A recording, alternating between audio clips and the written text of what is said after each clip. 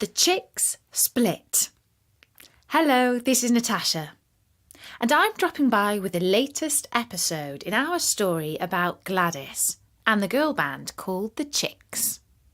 If you've heard the earlier episodes, you will know that Gladys is the brains behind the sisters' girl band and that they are aiming to make it to the top. In the last story, the girls worked hard for the first big gig, and they found that if you want to get anywhere, it involves hard work as well as fun. The day after their first concert, the girls were in a much better mood. As they were going on the bus to the shopping centre, Laura commented, "I think we're all right, really." "Not bad for our first gig," agreed Sam. Then they had claimed that it had been a disaster and it was all her fault. Mandy saw her frown. "Cheer up, Gladdy. We're sorry we gave you the grots yesterday. You did a great job." "Yeah, we were just stressed out with ourselves, really," added Laura, "because we set such high standards for the Chicks. We only want to give the public our best." And Gladys felt better because she wanted the Chicks to give their best too. In fact, when they arrived at the shopping centre, the girls were feeling much happier, as if they already had a light sprinkling of stardust. They treated themselves to posh ice creams in tubs. They sat on a bench to eat them, and a couple of guys came along with ice creams too and sat nearby. They both wore mod haircuts with long sideboards. Mandy whispered, "Hey, didn't we meet those dudes at Em's party last week?" And Laura nodded, because they had. One of them came over and said, "Hello, again. Remember us?" "I know this is a bit sudden, but I've got 2 tickets to see the Snouts tonight. My friend here is otherwise engaged. I wondered if one of you girls would do me the honour?" Sam said, "Sure, I'll come with you." But his eyes were looking out from under his fringe straight at Laura. She checked her mobile phone as if she hadn't heard him before saying, "All right, but I'm only coming for the music. We're musicians, you see. I've got a professional interest." "All right," he said. And they agreed to meet that evening. The next day, Laura said the concert was great and that the Chicks could learn a lot from the Snouts. On Monday, the Chicks manager, Arnie, called up Gladys and said that the girls had made a good start, but the hard work was only just beginning. They needed to build up an act with more songs in it and to do as many gigs as possible to get broken in. As the Chicks were back at school, they had to get up at 6 in the morning for rehearsals. The last time they had seen such an early hour was when they were flying to Ibiza, and then they had got to the airport late and missed the plane. Gladys sat up late writing songs and then woke up early to get the girls out of bed. It was a very tired and grumpy girl band that met the backing musicians at 7:30 in the rehearsal room. But by the end of the week, they were able to sing and dance 2 new songs almost without thinking. But their mood was terrible. On Saturday, Laura went out shopping on her own. When she came back, she showed the girls her new outfit. She had bought new skinny jeans and an off-the-shoulder t-shirt with a large hipster belt. "Cool, check out the indie chick," said Mandy. But if the chicks are serious, we can't go round looking like a bunch of chavs, said Laura. We need style. And that night she went out to another concert with the same guy as before.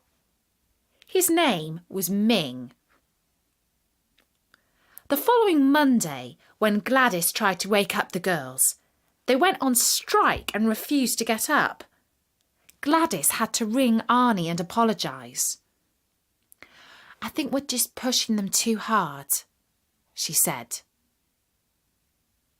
And Arnie agreed to give them Tuesday off as well. But he told her they had to make rehearsal on Wednesday because a journalist was coming to see them. Gladys felt tired and a bit low too. She began to wonder, even if the chicks made it to the top, would it all be worthwhile? She sat down and began to write a song. How were we supposed to know our dreams were made of silver lining? Finding out what was meant to be, that this is where our sun is shining. Holding on and living strong, this is where we belong. On Wednesday, Gladys felt much better, but Laura still looked tired at rehearsal. Then Gladys realised that she had changed her makeup and had a dark, smoky eyeliner look. And she also had tasselled her hair. The girls read Gladys's new song. Normally, they didn't comment much. But this time, Laura said, I don't think we should be doing this kind of girly stuff, Gladys. And Gladys asked her what she meant. Well, I mean, this girl band thing is kind of naff. Can't you come up with something more original and different? You mean to impress Ming? Said Gladys. What's Ming got to do with anything? I mean, we want people to take us seriously, don't we?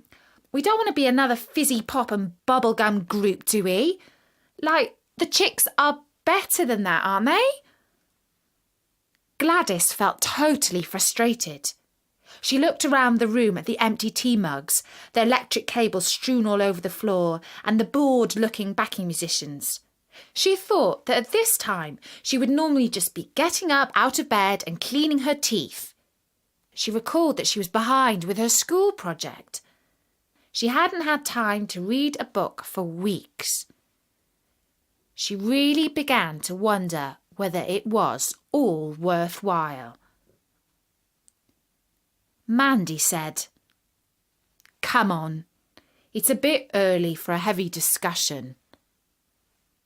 And Sam said, I thought we were a girl band. And Gladys said, Exactly. Don't try to be something you're not. Well, you're not a true artist, said Laura. And she picked up her bag and stomped towards the door of the rehearsal room. Before going out, she turned round and said, In case you hadn't realised yet, I quit. And she slammed the door. The girls were stunned. The backing musicians were smirking. Eventually, Gladys said, We'll talk around.